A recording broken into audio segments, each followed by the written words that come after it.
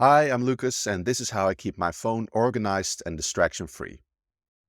My screen is designed in a 5 by 6 grid. One tile in the grid can contain an app icon. Most people fill their phone screens with these colorful candy-like app launching icons, which are ordered automatically by their install date. They don't even know that they can turn their home screen from an addictive candy shop into a powerful assistant. The key? Widgets. In the top left, I have a 1x2 widget that tells me the weather in my current location, which helps with making quick decisions such as whether bringing an umbrella, wearing a jacket, or putting on sunglasses makes sense when I leave the house. All by just glancing at the home screen. No need to open any app.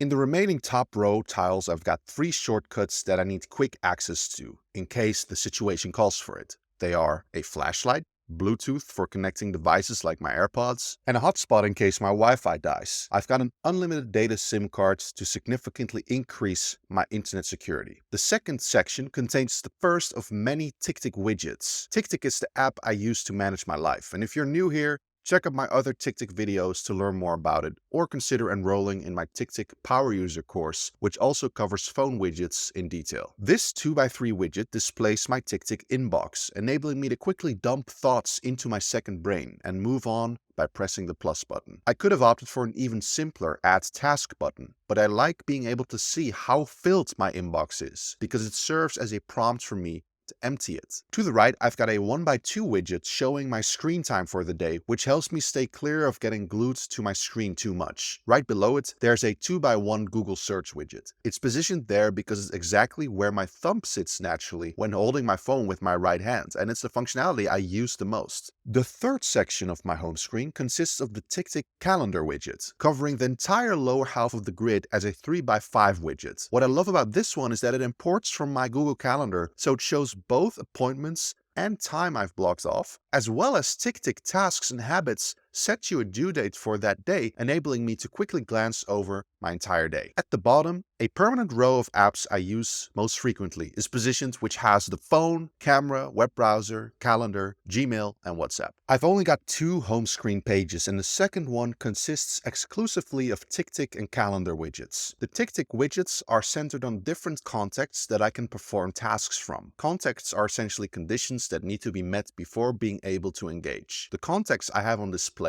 are phone, obviously, home, errands, and Google for things I want to conduct online research into. Not all of these are exclusively tied to the phone. For example, I could Google for my laptop as well, but showing them on this device just adds an extra prompt for me to complete the task while it's available. Both home screens are accompanied by a black background, simply to make it more boring. I try to keep a minimal approach with my apps, regularly reviewing whether I'm still using them. And I have no problem with removing them so that they cannot entice me when they wouldn't serve me. Examples include removing travel apps when I'm not traveling, or food apps when I'm not ordering. For apps that remain, I organize them by their use case. This will look different based on your phone model, but most Android phones allow you to set categories, which I distinguish with emojis, because on my phone, they're positioned from left to right as opposed to a nested app icon as with Samsung phones. They include messaging, second brain, money, media consumption, and car-related apps. Dragging from the top reveals a menu of quick access items that I may want to use occasionally. I have room for 5 for instant visibility and 7 more by dragging down once more.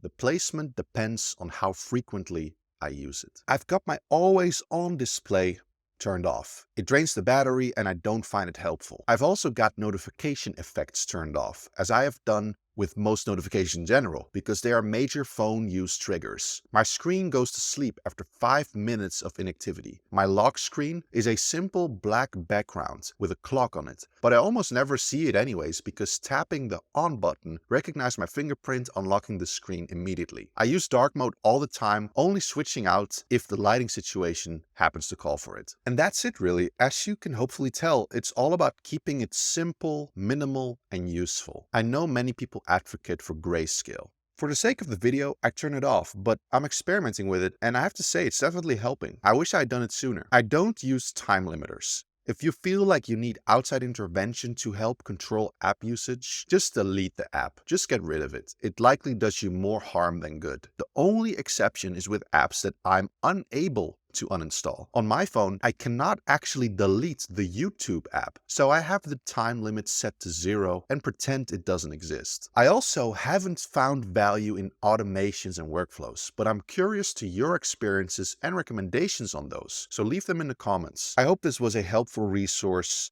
in building a more healthy relationship with your phone. If it did, leave a like, and thanks for watching.